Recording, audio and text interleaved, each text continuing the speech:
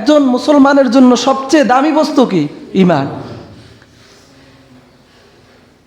নিজের জীবনের চেয়েও দামি কি? ঈমান। কারণ একটা মানুষের জীবন আছে, ঈমান নাই, ওই ব্যক্তিটার জন্য ভালো না খারাপ? বলেন, খারাপ। এর মানে জীবনের চেয়েও দামি হলো ঈমান।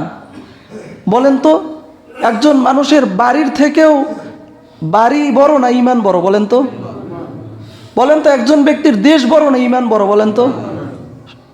ঠিক আছে তো কথা?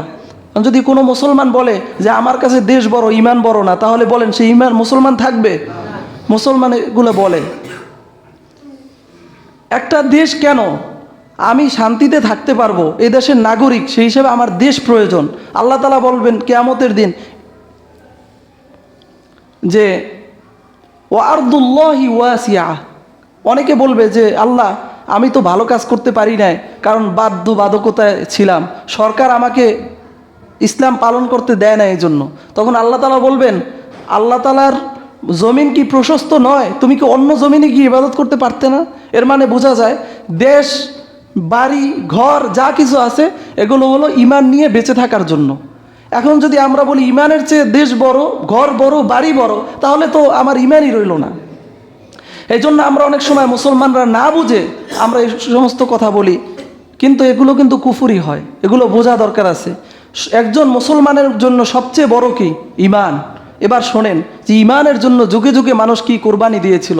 রাসূলুল্লাহ সাল্লাল্লাহু আলাইহি ওয়াসাল্লাম যখন জান্নাতের মধ্য থেকে যাচ্ছিলেন, হঠাৎ করে একটা আওয়াজ শুনতে পেলেন। তখন বললেন, এটা কার আওয়াজ? ফেরেশতারা বললেন, ইয়া রাসূলুল্লাহ, আপনার উম্মত, একজন আপনার সাহাবী হযরত বিলালের আওয়াজ। সুবহানাল্লাহ। নবীজি বলেন, এসে বলেন, হে বিলাল, তুমি তো অনেক বড় সফলতা অর্জন করে ফেলেছো, অনেক মর্যাদা অর্জন করেছো। কিছু দূর গেলেন, হঠাৎ এক জায়গা থেকে যাওয়ার সময় একেবারে খুশবু, অনেক সুঘ্রাণ পেলেন। নবীজি বললেন, এটা কিসের সুঘ্রাণ? তখন ফেরেশতা বললেন, এটা হলো ফেরাউনের কন্যার যে চুল আশ্রাত যেই মহিলা, সেই মহিলা এবং তার সন্তানের ঘ্রাণ। সুবহানাল্লাহ বলেন। ঘটনা হলো, ফেরাউনের কন্যার চুল আশ্রাত একজন মহিলা, সে মুসলমান ছিল, তার মধ্যে ঈমান ছিল, কিন্তু তারা তো গোপনে গোপনে লুকিয়ে লুকিয়ে ঈমান পালন করতো, ঈমানের উপর ছিল। হঠাৎ একদিন তার হাত থেকে চিরুনিটা পড়ে যায়। যখন সে চিরুনি উঠাবে, ভুলে তার মুখ থেকে বিসমিল্লাহ উচ্চস্বরে বের হয়ে গেল। এখন ফেরাউনের মেয়ে শুনে ফেললো। শুনে সে বলল যে, তুমি যে বিসমিল্লাহ বললো, এটা কার নাম তুমি উচ্চারণ করলা? বলে যে, আমার প্রভুর নাম, আমার রবের নাম। তখন সে বলে, আমার বাবা ছাড়াও কি তোমার কোনো প্রভু আছে, তোমার রব আছে? তখন বলে, হ্যাঁ, আমার একজন রব আছে, যিনি আমার রব, তোমার পিতারও রব, সে সবার রব, আল্লাহ। এই কথা বলার পর তখন এই কথাটা আস্তে আস্তে এটা ছড়িয়ে গেল। ফেরাউনের স্ত্রীও কিন্তু ঈমান এনেছিল। যখন ফেরাউনের কাছে যায়, ফেরাউন ওই মহিলাকে ডাকে, মহিলাকে জিজ্ঞাসা করে, তুমি যা বলেছো এটা কি সঠিক? সে বলে, হ্যাঁ সঠিক। তাহলে কি তুমি আমাকে খোদা হিসাবে মানো না? বলে, না, তোমাকে তো আমি খোদা হিসাবে মানি না, তোমার খোদা তো আরেকজন, আল্লাহ, যিনি তোমাকে সৃষ্টি করেছে, আমাকেও সৃষ্টি করেছে, সবাইকে প্রতিপালন করেন। তখন ফেরাউন তার উপর রেগে গিয়ে একটা তামার কড়াই, এটাকে চুলার উপর বসিয়ে তার মধ্যে তেল ঢেলে দিল।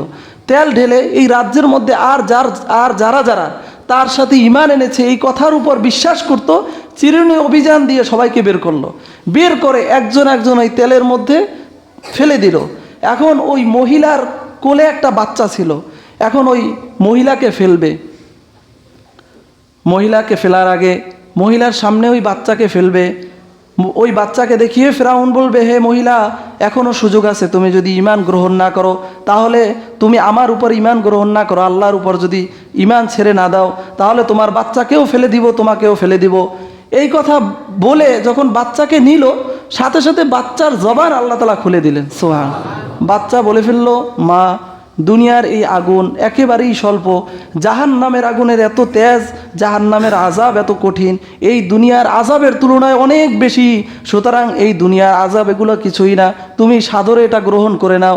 তখন ওই মহিলাকেও ফেলে দিল, বাচ্চাকেও ফেলে দিল, কিন্তু তারা ঈমান ছেড়ে দেয় না, ঈমান ছেড়ে দেয় নাই। যার কারণে আল্লাহ তাআলা পুরস্কার হিসাবে, নবীজি বলেন যে এই ঘ্রাণ কিসের? বলে যে এই ঘ্রাণটা আল্লাহ তাআলা পুরস্কার হিসাবে, সেই সবার জন্যই তো ঘ্রাণের ব্যবস্থা থাকবে, এটা হলো এক্সট্রা ফজিলত আল্লাহ তাআলা দান করেছেন এই অগ্নি পরীক্ষা দিয়ে তারা যে ইমানের পরীক্ষায় উত্তীর্ণ হয়েছে, এই জন্য আল্লাহ তাআলা ওই সন্তানকে এবং ওই মাকে এই পুরস্কার দান করেছেন। তাহলে বলেন ইমান আগে নাকি জীবন আগে? ইমান আগে। এই ইমানের জন্য জীবন দান করেছে। শুধু জীবনই না, আমার সব কিছুই জীবনের চেয়ে তো বড় না। আমার ঘর, আমার দেশ, আমার পৃথিবী, সব কিছুর আগে, এমনকি জীবনের আগেও কি ইমান। একজন মুসলমানের কাছে সবচেয়ে দামি কি ইমান। আল্লাহ পাক রব্বুল আলামিন আমাদেরকে ইমান নিয়ে কবরে যাওয়া, মৃত্যুবরণ করার তৌফিক দান করুন।